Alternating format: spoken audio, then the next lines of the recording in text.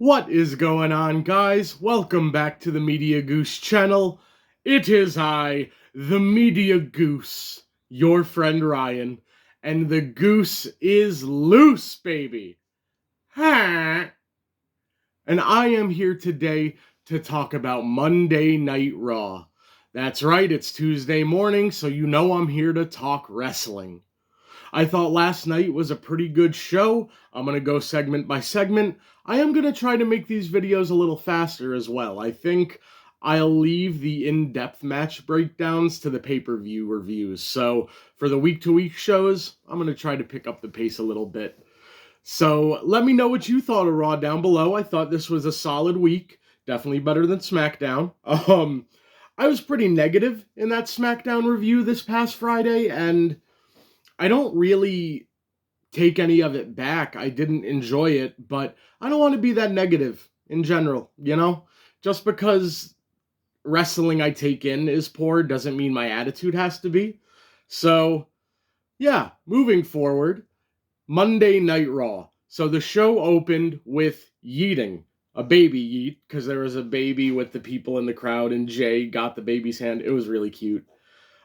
Jay looked like, usually at the beginning of a promo, you have your stuff together. Jay came out looking like he was already in a fight in the crowd with, like, his shirt as a bandana around his head, shirt off already. He looked like he had already done a match. But then this opening segment was kind of sloppy, in my opinion. If the end goal was getting to the six-man, they did it really weird, because there's really no through line between the Vision and the Usos.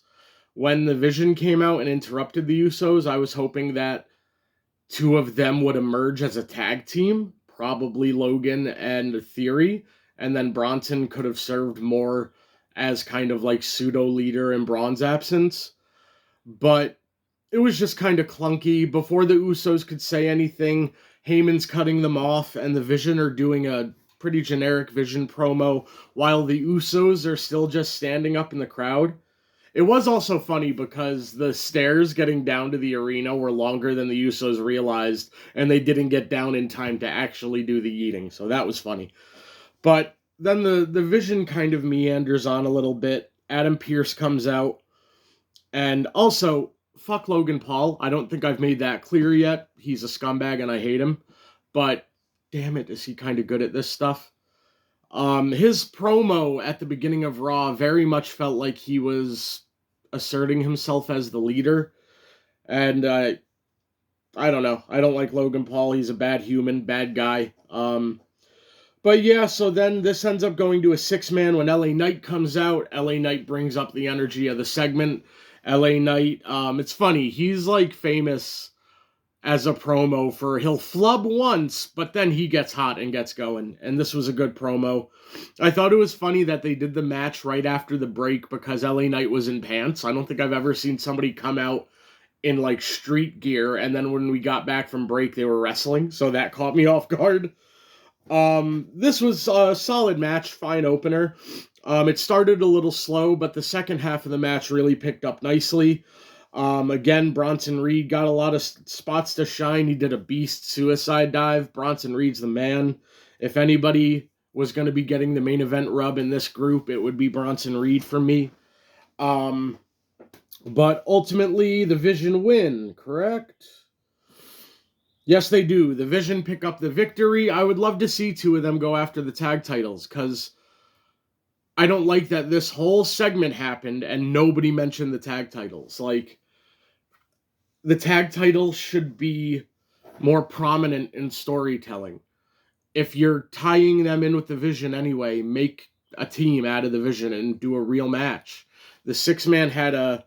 Before it picked up at the end, it had a kind of house show feel to it, which I don't mind, you know? It's, I'm a performer, I'm an actor, so I understand the need to, like, please your audiences that are in the house, so I thought this was solid. Then, what's in the box? A giant box gets delivered to Adam Pearce that just says, don't open until Elimination Chamber. If I'm being honest, it's probably just some promotional tactic, y'all. I've seen people saying it's Chris Jericho, it's Royce Keys, it's Paige. it's probably a KFC integration. Like, I don't have faith that it's like a big storyline thing. It's probably just promotional material in some way. Let's see. The Americanos come up. Kaiser's pissed that Gable got a qualifier and he didn't, so he gets a number one contenders match for the IC title. Then we get a Chad Gable Americano promo during the commercial. This was good. He wants to qualify for the Chamber. Then we got a qualifying match between Asuka, Natty, and Bayley. I really liked how for both qualifiers they did a good video package beforehand. Say whatever you want about WWE, but their video package production and overall presentation, it's excellent. Little video packages like that before a match, 30 seconds, and it does add a lot. I really enjoyed this match. Natty was really pushing her new persona, and you could see that in the work. She was wrestling like a shoot fighter. Like, there was a couple times she looked like she was asking Jessica Carr to cut her off, and she didn't because it was no DQ. But yeah, I thought this was really good. Asuka's my favorite female wrestler of all time. Asuka's a GOAT. I wrote down her stats. 4-time women's champion, 5-time tag team champion, Money in the Bank winner, and Royal Rumble winner. Asuka's a GOAT. Don't you forget it. And she won here by tapping out Bayley. The right person won, in my opinion. I did like how on commentary, Corey Graves pushed that he felt like the tag team with Lyra might be holding Bayley back, because I think it is. I think Lyra's solid. She's a good young wrestler. She's got a lot of potential. I don't see her at the same level that I see like Lash or, I don't know, like they see Tiffy at a high level, but I think Lyra kind of profiles like a Bayley, where upper mid-card can be a main eventer. But I think Bayley is even a step above that, so I do hope she finds her way back to the world title program soon. Then we get Oba backstage with Adam Pearce. He's been offered a contract by both Raw and SmackDown. Ooh, and then we get a stare down between Oba and Rusev. Man, shut up and take my money. I want that match. The Oba always does well in the big men matches. So does Rusev. Give me that match. I want it. Rusev and Oba would be fun. So I would love to see that. Then we've got Liv and Dom and Michael Cole backstage for a sit down. And Liv talks about how she's still not going to make the decision right away. I am looking up the translation right now to what Stephanie said. And Liv talks about how she's made sacrifices for 10 years, and then Stephanie barges in. And when she barges in, she speaks in Spanish, and Dom is there, like, translating everything that is being said for Liv, and kind of, like, throwing jabs at Stephanie as well. And this was really good. This was excellent. I speak some Spanish, so I could keep up with most of Stephanie's promo while it was happening, but I did also see somebody share what her actual promo was. I thought I favorited the tweet, but I can't find it right now. But basically, the promo was, you haven't had to sacrifice anything. You've been handed everything since you got here in WWE, and I had to work for things. I was born in Chile, where there isn't wrestling. There aren't wrestling schools and performance centers. I actually had to sacrifice. I actually had to, travel a path of difficulty. And Liv gets really emotional and cries. And it was really good. I'm trying to find the actual translation. Yeah, but she's talking about how she's been through hell. I was born in Chile, a country where wrestling doesn't exist. I went through hell and made it mine. You haven't sacrificed anything here. If you pick me, you won't win, because I'm going to show you what a real champion is. Damn.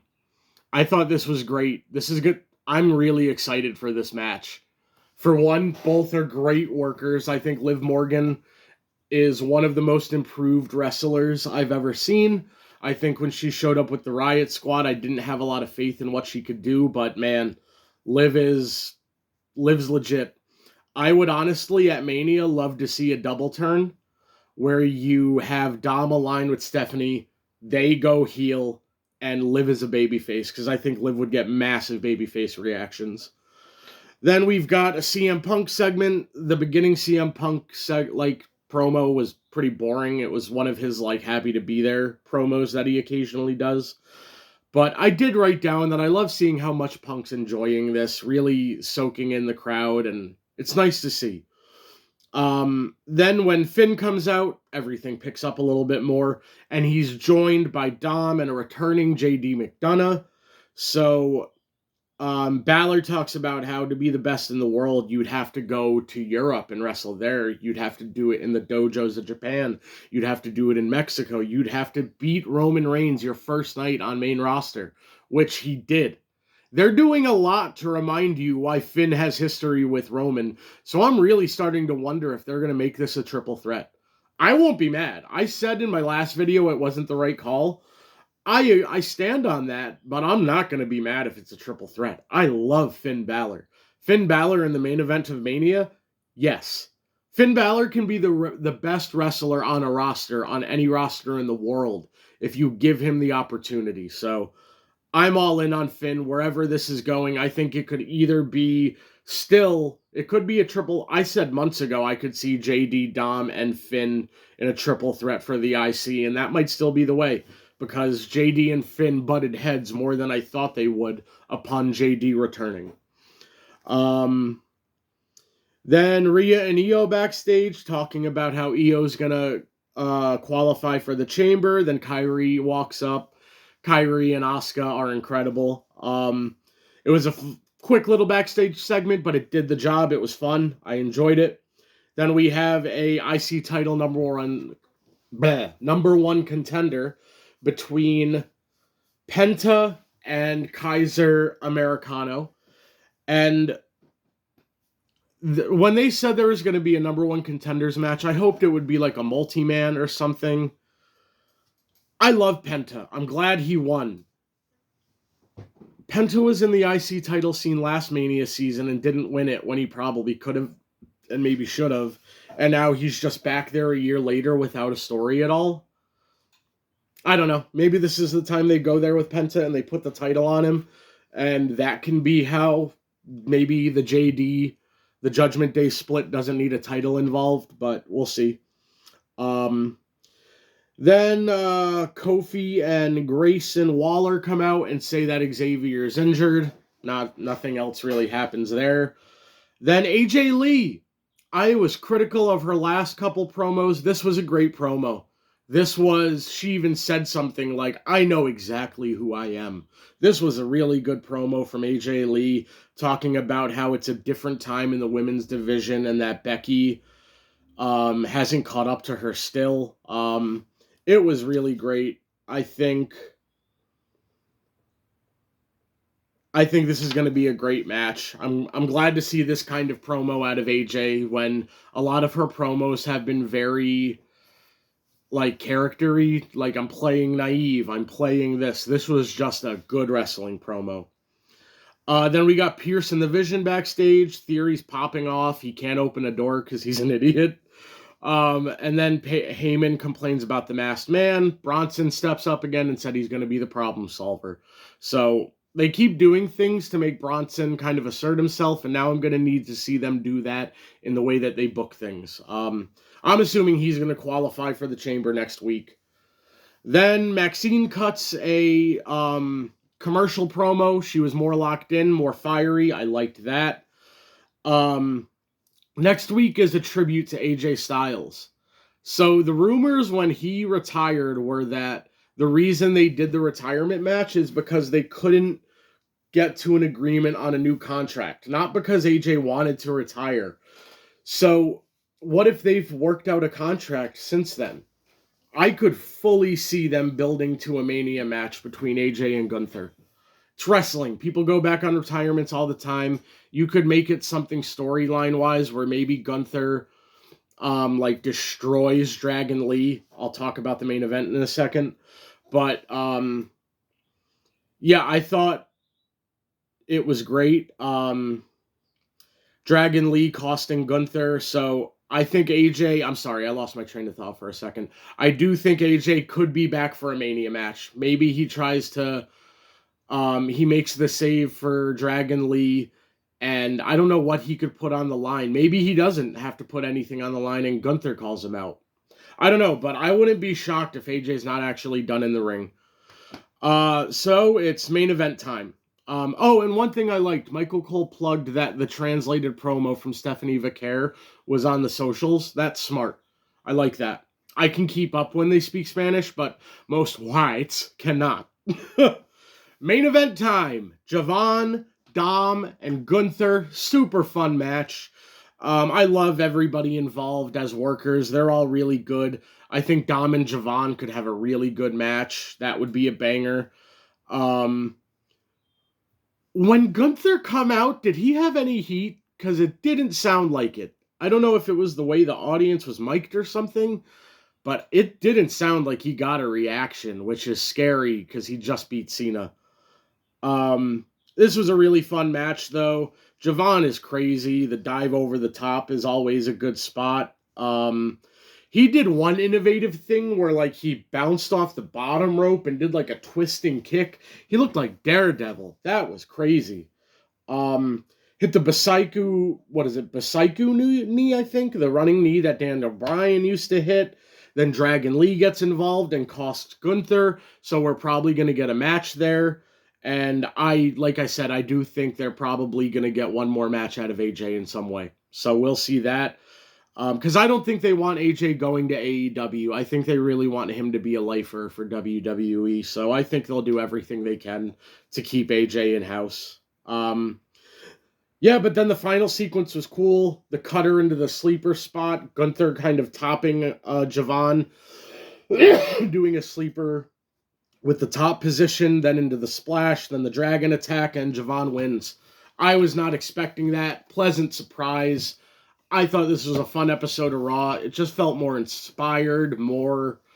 I don't know. There's more stories going on Raw when there aren't as many on SmackDown. So I just find Raw a lot more enjoyable. I'm excited to see what comes of the world title, IC title programs. I tend to think that Penta won't win the title and that trio might be going to a triple threat. JD versus Finn versus Dom for the IC. But I'm kind of getting on board with Finn joining that match, and I was against it. So I'm capable of change. Let me know what you think. Do you want to see Finn Balor added to the main event? Would you have him win at Chamber so he's going in as champion? Would you do something to schmoz the finish so that it does prompt Finn being added? I still probably think the best case is him winning the IC title, but I'm a Finn guy, so I would be thrilled to see him in the main event of WrestleMania. So, let me know what you thought of Monday Night Raw, guys. I thought this was a pretty solid show, step in the right direction, better than SmackDown. I am going to be reviewing AEW Dynamite this week. Very excited. I've tried to watch AEW before and have had trouble. I've never watched the indies. I never watched New Japan. So a lot of the things that they use as like the background and foundation of stories I'm not familiar with. So it's been hard for me to get hooked by it when I've tried, but I love so many of the wrestlers over there. I respect a lot of the current top guys over there. So I want to start watching. I don't want to be a wrestling fan that's only a WWE fan, because that's kind of what I've been to this point in my life. And should something happen, like WWE being bought by Saudi Arabia, I don't know if I'd keep watching. So I need to broaden my horizons. So I'm going to review AEW Dynamite this week. Let me know what you guys thought of Raw. Let me know what you think of me talking about AEW. What do you think about AEW? I'm excited to tune in this week and see what they've got going on. So let me know what you thought of Monday Night Raw. Let me know what you think about me watching AEW. Thank you guys for watching, and the Goose is out. Ha!